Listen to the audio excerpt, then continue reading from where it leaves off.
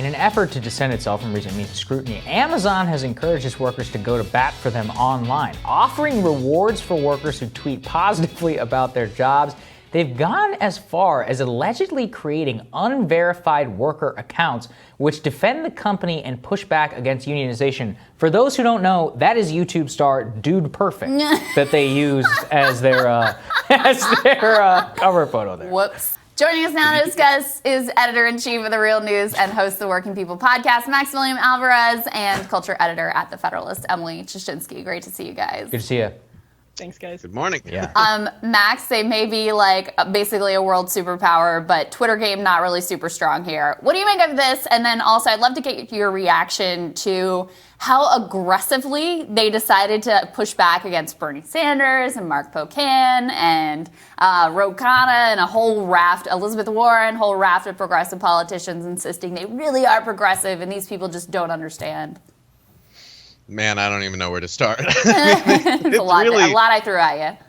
Lot to unpack there, right? But I guess it really is kind of a stunning thing to behold, right? Because I think back to, during the football season, for example, right? During every commercial break, there was another commercial for Amazon, right? Especially around the holidays, right? It was just like Amazon has the resources to constantly be kind of pushing itself and kind of grooming its public image as like the future of society, right? The thing that's going to solve climate change, the business that's going to be the most progressive when it comes to issues of diversity or stuff like that. They basically get to create their own narrative all the time.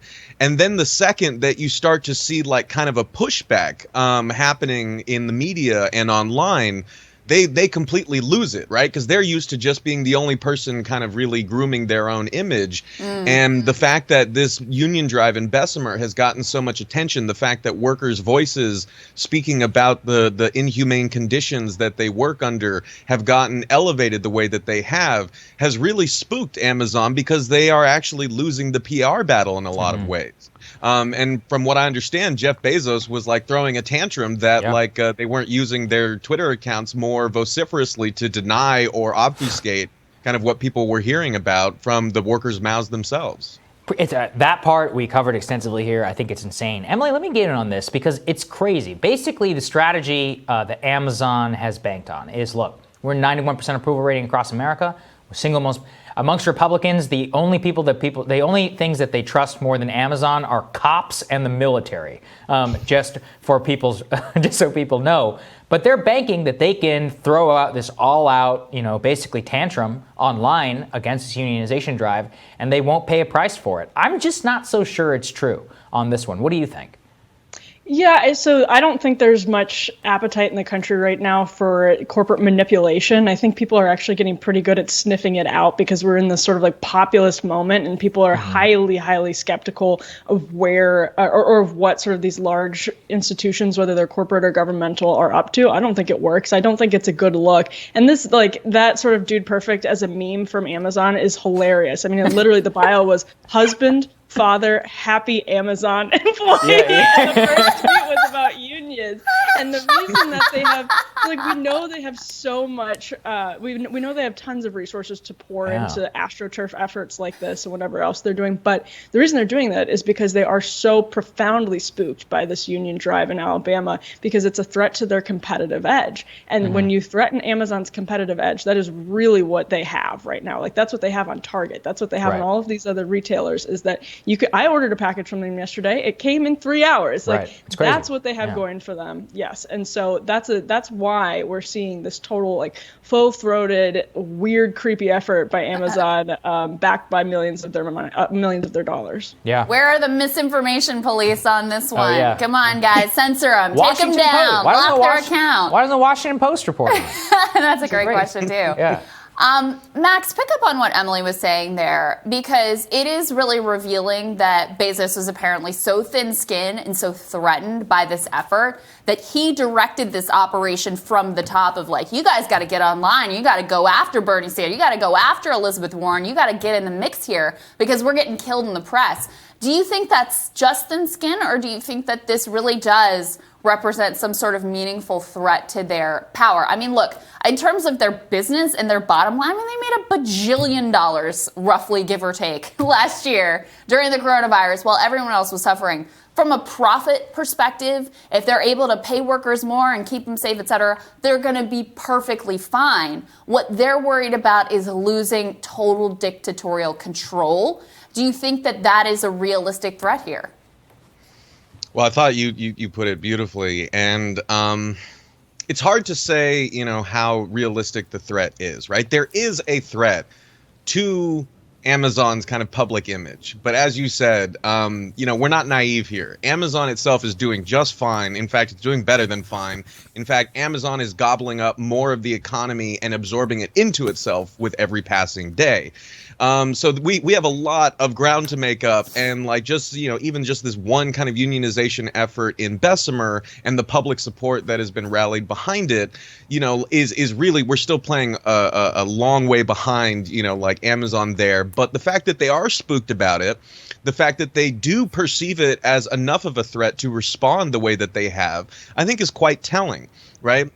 Because it shows that it's not just kind of the unionization of their own workers that Amazon fears, right? It is Amazon's ability to synthesize the reality that they want us to believe, a reality that basically makes us kind of better customers for them, better products for them. It makes society more amenable to Amazon's business model. What I mean by that is that you can see in Amazon's PR strategy, right, that like when they were responding to the stories about workers urinating in bottles and defecating in bags, right? And the Amazon official account, the Amazon News account, was like, "Oh, you don't really believe that, do you?" It's that old Groucho Marx saying, right? Like, who are you going to believe, me or your lying eyes, right? Like they are gaslighting the hell out of the American public the way that they have seen other companies do successfully. Look at the misinformation campaign that gig companies like Uber, Lyft, DoorDash, and Postmates launched in California to dupe the public into voting for Prop 22. They did the same thing. They held up, like AstroTurf campaigns of so-called workers. They used progressive talking points like, "Oh, we hire the most black women out of anybody," yada, yada, yada. And they brute forced this kind of false reality into existence, right, the way that Amazon is currently able to do. I think that is what Amazon is really worried about right now. I agree. Emily, here's my question. Facebook in 2013 used to say the same thing. Everybody loves us. What are you talking about? We're the greatest. We're the kings of the earth. Mark Zuckerberg's IPO'd. He's worth a bunch of money. Barack Obama called Google and Facebook American champions in his State of the Union that year. They are now one of the most disliked companies on the planet, hated by both sides in Washington. Is that possible for Amazon? That's my question. I've seen some organic right-wing backlash against them, largely on the cultural front, the removal of Ryan Anderson's book, which definitely touched a nerve for a lot of people. What do you think? Yeah, absolutely. I mean, I think this is something that a lot of Silicon Valley people in that sort of the vein of Zuckerberg and Bezos don't understand. They're very short-sighted and they're very confident because they have this infusion of confidence in the form of tons of money and success happen very quickly. And it does make them short-sighted. It does make them sort of live in these bubbles where they think they can create AstroTurf campaigns and clap back at Elizabeth Warren on Twitter, and it's some sort of like successful public relations drive. And it's absolutely not. And the reason that this is coming from both sides, right? For Amazon, their public relations are going to start to crumble because they're doing this more and more with their books, and they're doing this, in a way that is becoming more and more apparent to people on the left that they aren't treating workers. And by the way, we haven't even talked about the delivery drivers. We're talking about the factory investment. We're not even talking about, how the delivery drivers that are contractors of Amazon are treated. So I think they also, as they employ a wider swath of the country, and employees are increasingly unhappy that they feel like robots. That's a complaint that we've heard a lot out of Bessemer, that they're treated like robots. That is absolutely central to Amazon's success as a business. They need people to be comfortable feeling like robots because that's how they deliver the efficiency. That's what gives them the competitive edge. So they have a huge problem on their hands. I think you're absolutely right. Well, what they count on is no one really thinking about the workers. Being happy when their package comes, being happy that they can, click and it's so easy. It is extraordinarily convenient, right? They've made it so simple and easy. And as long as all the rest of that unpleasantness is sort of invisible You don't have to think it or feel it as the, affluent, upper middle class consumer that overwhelmingly dominates everything in this country, then, you can just push that awfulness and unpleasantness off to the side. What they've done with this is they put it front and center. They put it in your face so you can't ignore it anymore.